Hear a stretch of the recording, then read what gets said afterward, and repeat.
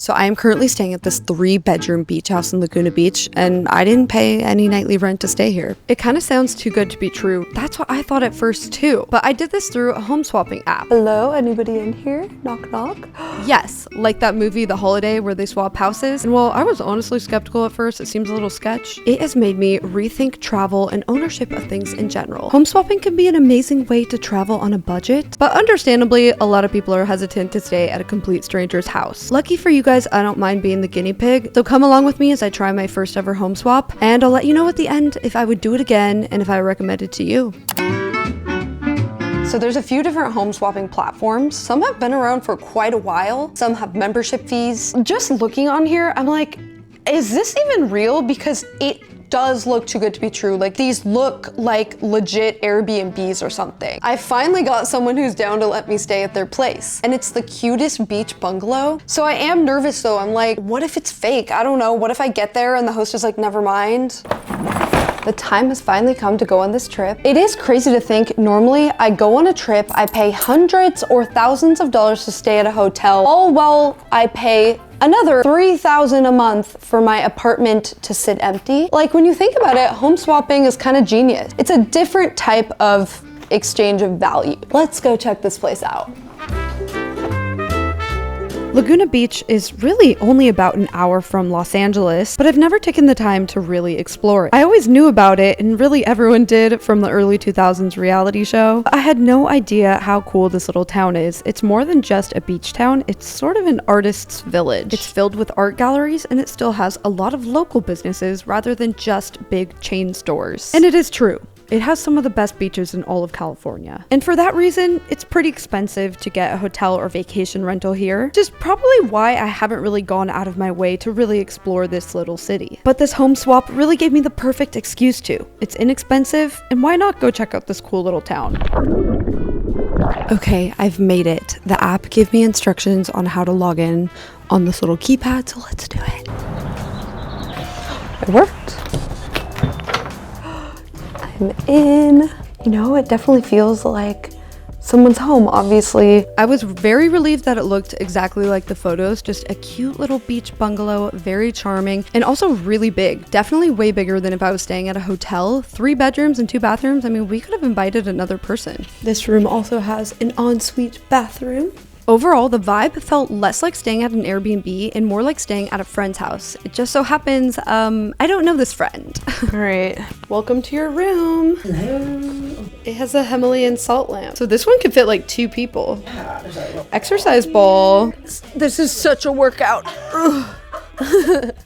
The house was very welcoming. It really felt like an authentic local experience. Not some generic Airbnb where they're buying the cheapest stuff from Wayfair and throwing a neon sign on the wall. I'm sure you know what I mean. This place had more personality and personal items. There's cookbooks, there's magnets on the fridge. It feels like the more authentic local experience that you used to get with Airbnb. And there's a little sticky note that says, welcome to use anything here. Like, there's some eggs and stuff. Overall, great first impression of the house. Now, I'm sure you guys are dying to know, how much did I have to spend to stay here? So here's how it works. When you sign up for this home swapping app, you get 5 credits to use and stay at other people's places. The main way to get credits is by renting out your own place. You can't buy credits. So the place is not completely free. You don't pay any nightly rent, but you do pay a cleaning fee and a service fee to the app. The service fee is $35 a night, and the cleaning fee varies, of course, based on the home size. For this place, it was a $125 cleaning fee for check-in and a $125 cleaning fee for checkout and a $70 service fee total. So $320 for 2 nights. Comparable Airbnbs in the area would be about $800 total minimum. So there's a lot more savings the longer you stay. Let's say I stayed 6 nights, the total would be $460, whereas the cheapest hotel in town is this one. It would be $2,000 total if I stayed 6 nights. And by the way, it's way smaller and not nearly as cute. Also, the location is not as good. Point being, home swapping is basically always the cheapest option because you're providing value by renting out your own place. Which, let's talk about that because I do have experience renting out my own house. If you do end up doing a home swap and letting someone stay in your own place, you're gonna wanna make sure it's super clean, right? So that's where the sponsor of today's video comes in. I wanna thank Dreamy for sponsoring this video.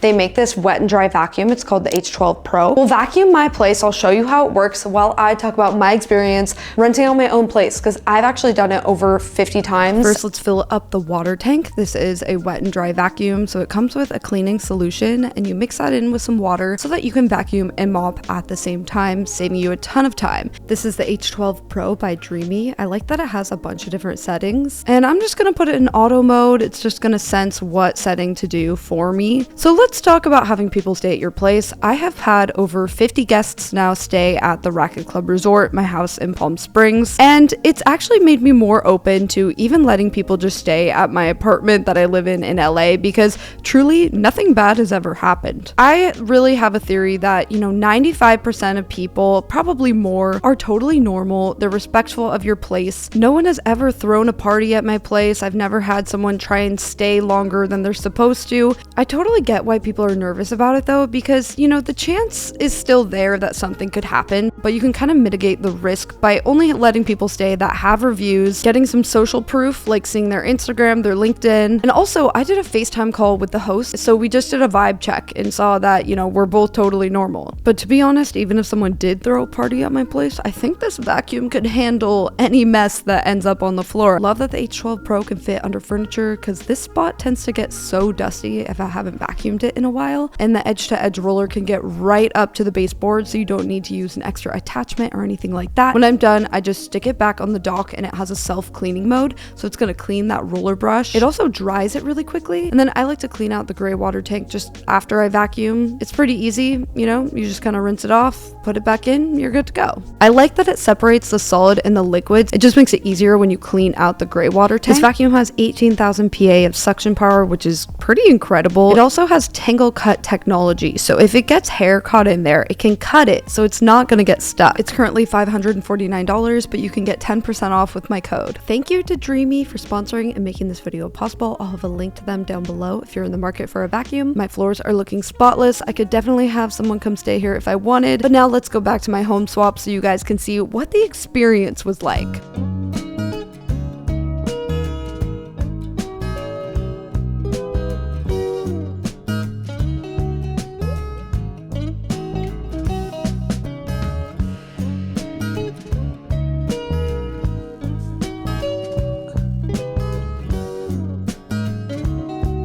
Did not expect for this place to have an ocean view. Like I'm just drinking my coffee. Look at the ocean. Oh, I love it. Sunscreen. Morning cold plunge. Yeah, I think we're gonna do it. No, these waves are way too big. Well, it's like we can't. And then they get scary. Yeah. Okay, it's like fine right now, but then it's like. Whoop. Yeah, that's fine. All I need is a cup of coffee. And just look at this amazing view. It's so pretty. So there's a little coffee place within walking distance. Let's go check it out. The funny thing, when I'm reflecting at the time that we spent here, most of the time is not spent at the house. It's exploring the town, which is super cute, and I'm really glad I got to experience. I grabbed a little salad, and I'm like, you know what? Let's go eat it at the beach. Like, why not? It's right there. So far, the service has been good too, as in the girl who owns this place texted me earlier today to be like, hey, you can check in early if you want. I'm like, this is better service than most Airbnbs. I had been to Laguna Beach before, just for a little day trip, but I've never stayed the night here, and it really is a magical place. It is so charming. No, it's not for you. No. All throughout this trip, my friend Lauren and I were pinching ourselves, being like, how have we not explored this place? It is so cool. I loved this trip so much. I was doing double takes at the for rent signs. Tempting. And it kind of made me wonder what other places just within a few hours of me, what I love to explore, would now be opened up to me through the world of home swapping. There's stuff in here, actually. Lawrence, you found a lot.